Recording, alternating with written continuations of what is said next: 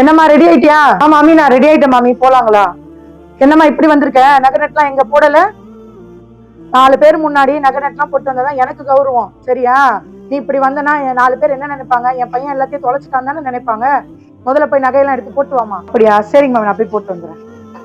அது என்னங்கக்கா, உங்க மருமக நகை கடையில இருக்க ஷோகேஸ் பொம்மை மாதிரி அத்தனை நகையும் அள்ளி போட்டுட்டு வந்திருக்கா? அட என்னத்தம்மா சொல்ல, அவங்க அம்மா வீட்டுல போட்ட நகையை ஊரெல்லாம் காட்டணும்னு சொல்லி அள்ளி போட்டுட்டு வந்திருக்கா. நம்ம சொன்னா எங்க கேக்குறா? ஏற்கனவே கல்யாணம் ரொம்ப கிராண்டா நல்லபடியா நடந்துச்சுன்னு சொல்லி ஊருக்கண்ணே உங்க மேலதான் இருக்குது.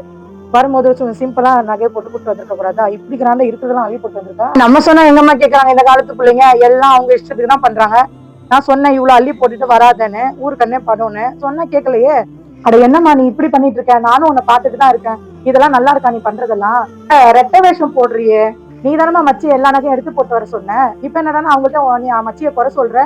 நானும் உன்னை கவனிச்சுட்டு தான் இருக்கேன். ஒவ்வொருத்தவங்கள்ட்டும் ஒரு மாதிரி பேசுற. நீ அண்ணன் இருக்கும்போது ஒரு மாதிரி பேசுற, அண்ணன் இல்லாதப்ப மச்சிக்கிட்ட ஒரு மாதிரி பேசுற, சொந்தக்காரங்க இருக்கும்போது ஒரு மாதிரி பேசுற, சொந்தக்காரங்க இல்லாதப்போ ஒரு மாதிரி பேசுற. என்னம்மா இதெல்லாம் தப்பு இல்லையா? நபிகள் நாயகம் ஸல்லல்லாஹு அலைஹி வஸல்லம் அவங்க சொல்லியிருக்காங்க, நாளை மறுமை நாளில் அல்லாஹ்விடத்தில் மிக மோசமாக இருப்பவர்கள் இரட்டை வேடம் போட்டவர்கள்னு சொல்றாங்க.